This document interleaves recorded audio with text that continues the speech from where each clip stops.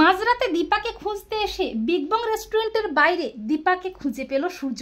হ্যাঁ বন্ধুরা, আমরা এমনটাই দেখতে পাবো অনুরাগের ছোঁয়া ধারাবাহিকের আগামী পর্বগুলোতে। দীপা সাক্ষ্যদীপ স্যারের মায়ের কাছ থেকে পারমিশন পেয়ে যায় পার্টিতে যাওয়ার জন্য। দীপা তক্ষুনি চারুকে ফোন করে জানিয়ে দেয় যে সে পার্টিতে যাচ্ছে। আর ফোনটা লাউড স্পিকারে থাকায় সূর্য দীপার গলাটা শুনে চমকে ওঠে। সূর্য মনে মনে ভাবে, আরে এ তো আমার দীপার গলা। আর সেদিন রেস্টুরেন্টে গিয়ে যে বার্গারটা খেলাম সেটাও তো দীপারই হাতের রান্না। তবে কি ওই রেস্টুরেন্টে দীপা আছে? আর চারুর ফ্রেন্ড এসজি কি আসলে আমার দীপা? না না, আমাকে জানতেই হবে, আমাকে এক্ষুনি একবার ওই রেস্টুরেন্টে যেতেই হবে। এই বলে সূর্য মাঝরাতেই তড়িঘড়ি করে আসে রেস্টুরেন্টে।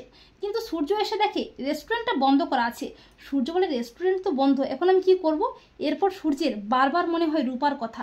সূর্য আর নিজেকে সামলাতে পারে না, সূর্য কান্নায় ভেঙে পড়ে। আর ঠিক তখনই দীপা ও বিক্রম রেস্টুরেন্টের বাইরে বেরিয়ে আসে।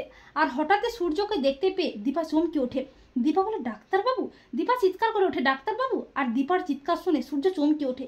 সূর্য বলে, দীপা? সূর্য পেছন থেকে দীপাকে দেখে আকুল হয়ে ছুটে এসে কাঁদতে কাঁদতে দীপাকে জড়িয়ে ধরে। সূর্য বলে, দীপা তুমি কোথায় ছিলে দীপা?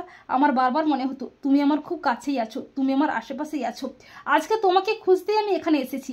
দীপা বলে, ডাক্তারবাবু সোনা কেমন আছে? সূর্য বলে, আছে, ভালোই আছে। তো বন্ধুরা, তোমরা এটাই চাও তো যে মাঝরাতে দীপাকে খুঁজতে এসেই যেন বিগ বং রেস্টুরেন্টের বাইরে দীপাকে খুঁজে পায় সূর্য? কমেন্ট করে এক্ষুনি জানিয়ে দাও তোমাদের মতামতটি।